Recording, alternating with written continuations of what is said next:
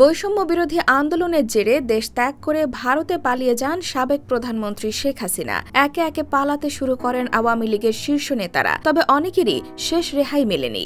দেশের বিভিন্ন জায়গায় অভিযান চালিয়ে আটকের পর আইনের আওতায় আনা হচ্ছে। সম্প্রতি ভারতে পালিয়ে যাওয়ার সময় ছাত্রলীগের সাবেক সাধারণ সম্পাদক ও পিরোজপুর জেলা আওয়ামী লীগের নির্বাহী কমিটির সদস্য ইসহাক আলী খান পান্নার মৃত্যুর খবর আগেই পাওয়া গিয়েছিল, কিন্তু তার মৃত্যুর কারণ জানা সম্ভব হয়নি তখন। অবশেষে ভারতীয় পুলিশ নিশ্চিত করে পান্নাকে শ্বাসরোধে হত্যা করা হয়েছিল। এছাড়া তার শরীরে একাধিক আঘাতের চিহ্ন পাওয়া গেছে। বৃহস্পতিবার এক প্রতিবেদনে এই তথ্য জানিয়েছে ভারতীয় সংবাদ মাধ্যম এনডিটিভি। ওই প্রতিবেদনে বলা হয়, সাবেক প্রধানমন্ত্রী শেখ হাসিনার পতনের পর ইসহাক আলী খান পান্না দেশ ছেড়ে পালিয়ে যাচ্ছিলেন। মেঘালয় বাংলাদেশ সীমান্তের কাছেই মৃত অবস্থায় পাওয়া গেছে বলে মেঘালয় পুলিশ বৃহস্পতিবার এক প্রেস বিজ্ঞপ্তিতে জানিয়েছে। বিজ্ঞপ্তিতে বলা হয়, পান্নাকে শ্বাসরোধ করে হত্যা করা হয়েছে। পোস্টমর্টেম রিপোর্টের ভিত্তিতে এই তথ্য জানান তারা।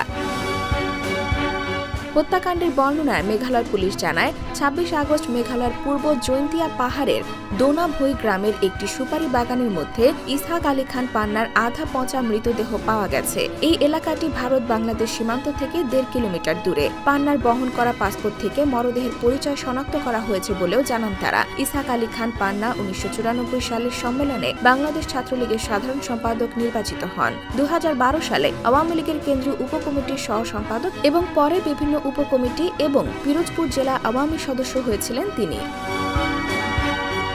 IBTV USA, new York.